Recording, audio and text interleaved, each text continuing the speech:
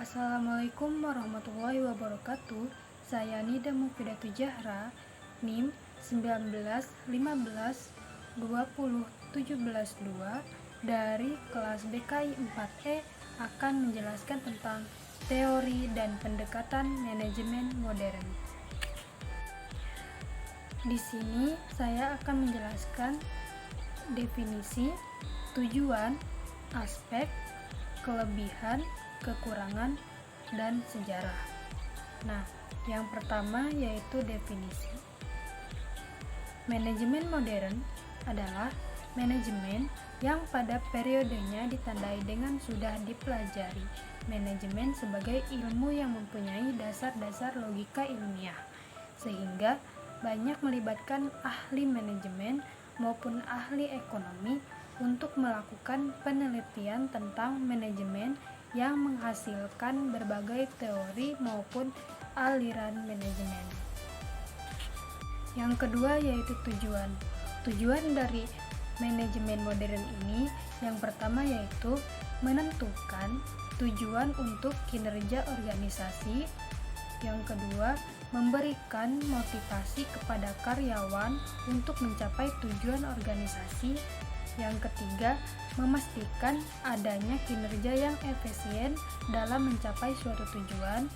Yang keempat, memperbaharui strategi pelaksanaan fungsi manajemen agar dapat mencapai target jika dalam pelaksanaannya ditemukan tantangan-tantangan tertentu. Dan yang terakhir, kelima, yaitu melakukan peninjauan kembali terhadap kekuatan, kelemahan, serta ancaman pada organisasi. Yang ketiga yaitu aspek.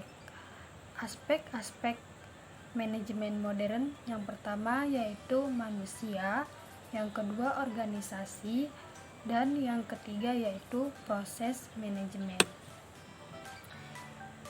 Yang keempat, kelebihan dari manajemen modern.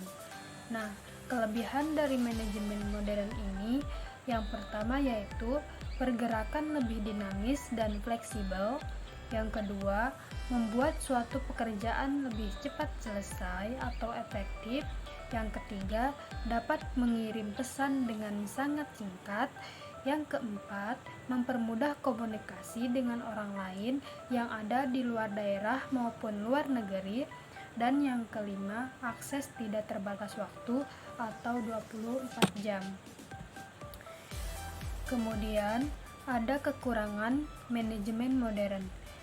Kekurangan manajemen modern ini yang pertama yaitu konsep pada manajemen modern sulit dipahami karena melakukan perhitungan yang amat sulit.